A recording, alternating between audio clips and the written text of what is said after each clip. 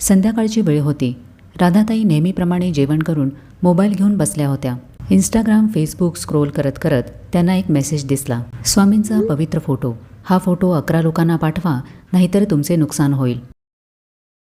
त्या क्षणीच त्यांनी तो फोटो पटकन 11 लोकांना फॉरवर्ड केला. मनात विचार आला, नाही पाठवले आणि खरंच काही वाईट झाले तर? अशाच रोज नवीन चमत्कारी पोस्ट येऊ लागल्या. स्वामींचा फोटो 21 जणांना पाठवा, यश मिळेल. हा फोटो डीपी ठेवा. मेसेज फॉरवर्ड केल्याशिवाय झोपू नका. राधाताईंनी या गोष्टी अंगीकारल्या. स्वामींवरील श्रद्धा तर होतीच, पण ती आता भीतीच्या रूपामध्ये बदलत चालली होती.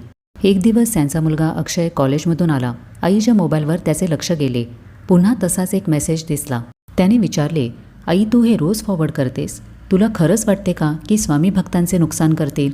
स्वामी आपल्याला धमकी देतील? त्याने तर सगळ्या जगाला प्रेम दिले, आश्रय दिला. स्वामींचा फोटो न पाठवल्याने नुकसान होईल ही श्रद्धा नाही, भीती आहे. स्वामींनी कधीच अंधश्रद्धेला थारा दिला नाही. राधाताईंना तो क्षण जागृतीचा वाटला. त्यांनी मोबाईल बाजूला ठेवला. डोळे मिटून म्हणाल्या, स्वामी मला माफ करा. तुमची सेवा श्रद्धेतून केली जाते. मी त्याला अंधश्रद्धेचे रूप दिले. त्या दिवसापासून त्यांनी कोणताही चमत्कारी मेसेज फॉरवर्ड करणे थांबवले. त्यांनी श्रद्धेचा खरा अर्थ समजून घेतला. स्वामी हे प्रेमाचे, कृपेचे आणि श्रद्धेचे प्रतीक आहेत. त्यांची कृपा मिळवण्यासाठी भीती दाखवणाऱ्या फॉरवर्ड्सची गरज नाही.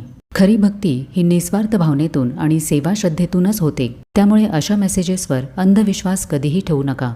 श्री स्वामी समर्थ.